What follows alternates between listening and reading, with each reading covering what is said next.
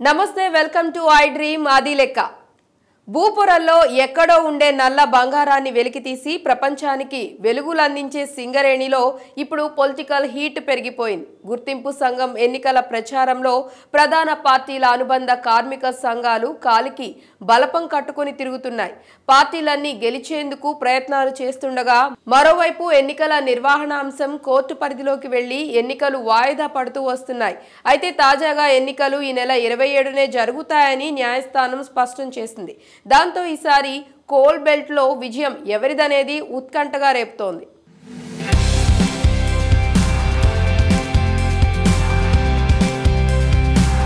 రాష్ట్ర ప్రజల సామాజిక రాజకీయ ఆర్థిక అంశాలతో విడదీయలేని అనుబంధాన్ని కలిగి ఉన్న తెలంగాణలోని అతిపెద్ద పబ్లిక్ సెక్టర్ సంస్థ సింగరేణి.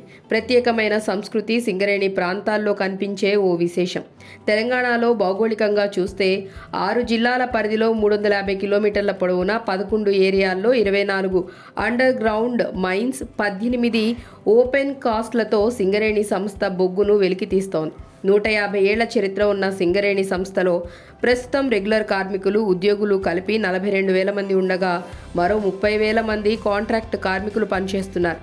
ఈసారి జరగనున్న గుర్తింపు కార్మిక సంఘం ఎన్నికల్లో ఆఫీసర్స్ మినహాయించి దాదాపు 40,000 మంది కార్మికులు తమ ఓటు హక్కును వినియోగించుకోనున్నారు. ఆసిఫాబాద్, బెల్లంపల్లి, మంచిర్యాల, చెన్నూరు, రామగుండం, మంతని, భూపాలపల్లి, కొత్తగూడెం, ఇల్లందు, పినపాక, సత్తుపల్లి ఇలా మొత్తం 11 అసెంబ్లీ నియోజకవర్గాల పరిధిలో సింగరేణి విస్తరించి ఉంది.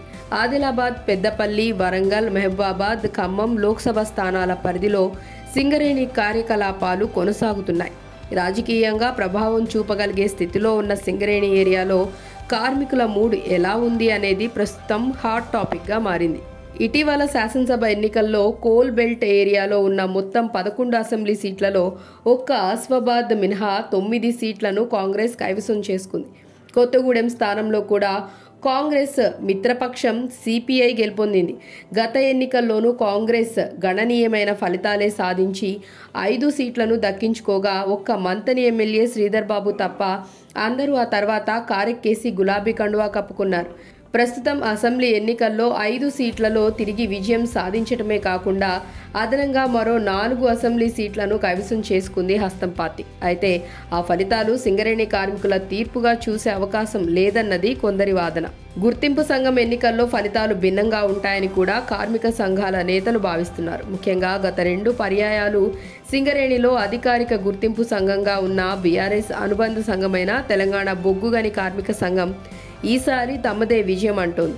ఇప్పటికే ఎమ్మెల్సీ కవిత నేతృత్వంలో టీబీజీకేఎస్ నేతలు హైదరాబాద్లో గుర్తింపు సంఘం ఎన్నికలపై భేటీ అయ్యి విజయం కోసం కసరత్తు చేస్తున్నారు.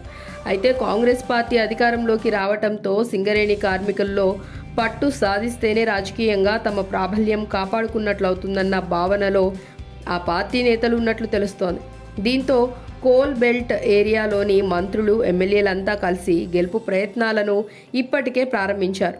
మంత్రి శ్రీధర్ బాబు చేతుల మీదుగా ఐఎన్టీయూసీ తన మేనిఫెస్టోను కూడా విడుదల చేసింది. ఆ మేనిఫెస్టోలో కార్మికులకు 250 గజాల స్థలంతో పాటు మారుపేర్లు వివాదం, ఐటీ పన్ను రద్దు, ప్రైవేటీకరణకు వ్యతిరేకంగా తీర్మానాల వంటివెన్నో హామీలను గుప్పించారు. సింగరేణిలో ఇప్పటి వరకు 6 సార్లు గుర్తింపు కార్మిక సంఘానికి ఎన్నికలు జరిగాయి. అందులో సిపిఐ అనుబంధ కార్మిక సంఘమైన ఏఐటీయూసీ 3 సార్లు, కాంగ్రెస్ అనుబంధ ఐఎన్టీయూసీ 1 సారి, బీఆర్ఎస్ అనుబంధ తెలంగాణ బొగ్గుగని కార్మిక సంఘం 2 సార్లు విజయం సాధించాయి. కోవిడ్తో పాటు ఇతరత్రా కారణాల వల్ల ఆలస్యంగా జరుగుతున్న ప్రస్తుత ఎన్నికల్లో అన్ని కార్మిక సంఘాలు వారి వారి హామీలతో కార్మికులను ఆకట్టుకునే ప్రయత్నాలు చేస్తున్నాయి. ప్రస్తుత ఎన్నికల్లో 13 కార్మిక సంఘాలు గుర్తింపు హోదా కోసం పోటీ పడుతున్నాయి.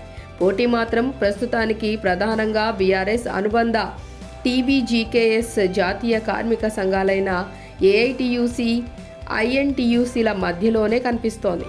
అసెంబ్లీ ఎన్నికల్లో మిత్రపక్షాలుగా ఉండి కోల్ బెల్ట్లో 10 ఎమ్మెల్యే సీట్లను సాధించిన కాంగ్రెస్, సిపిఐలు మాత్రం ఇక్కడ ప్రత్యర్థులుగా మారటం ఆసక్తిని రేకెత్తిస్తోంది.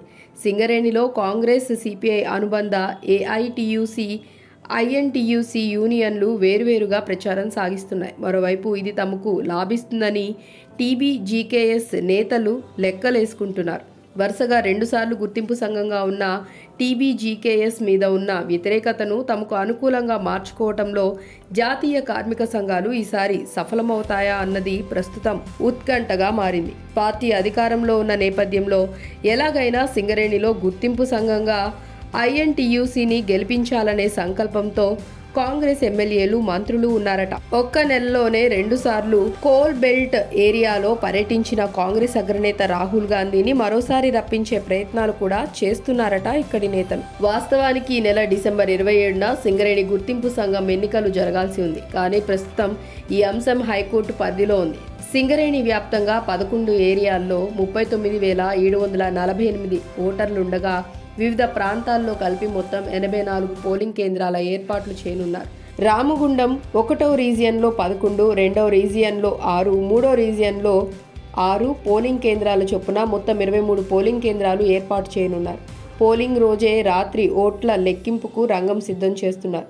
11 ఏరియాల్లోని ఓట్ల లెక్కింపు కోసం 10 కౌంటింగ్ కేంద్రాల ఏర్పాటు చేస్తుండగా కేవలం రామగుండంలో 3 రీజియన్ల ఓట్లను గోదావరి ఖని సెక్టర్ 1 కమ్యూనిటీ హాల్లో లెక్కింపు కోసం సిద్ధం చేస్తున్నారు. అదలా ఉంటే సింగరేణిలో కారుణ్య నియామకాల ద్వారా ఉద్యోగాలు పొందిన వారిలో 18,000 మందికి పైగా యువ ఓటర్లున్నారు.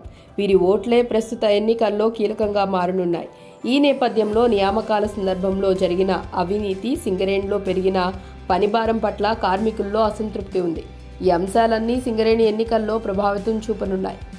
మరోవైపు సింగరేణి ఎన్నికల అంశం ప్రస్తుతం హైకోర్టు పరిధిలో ఉంది. ఈ నెల 27 లోపు సింగరేణి గుర్తింపు ఎన్నికలు నిర్వహించాలంటూ గతంలోనే హైకోర్టు ఆదేశించింది. అయితే తాజాగా ఎన్నికల్ని వాయిదా వేయాలంటూ రాష్ట్ర ఇంధన శాఖ హైకోర్టులో పిటిషన్ దాఖలు చేసింది. మరోవైపు ఎన్నికలను ఎట్టి పరిస్థితుల్లోనూ నిలిపివేయకూడదని, నిర్ణీత సమయంలోనే ఎన్నికలు జరిగేలా ఆదేశించాలంటూ సింగరేణి కార్మిక సంఘం జాతీయ కార్మిక నేత సీతారామయ్య కూడా హైకోర్టులో కేవియట్ పిటిషన్ దాఖలు చేశారు.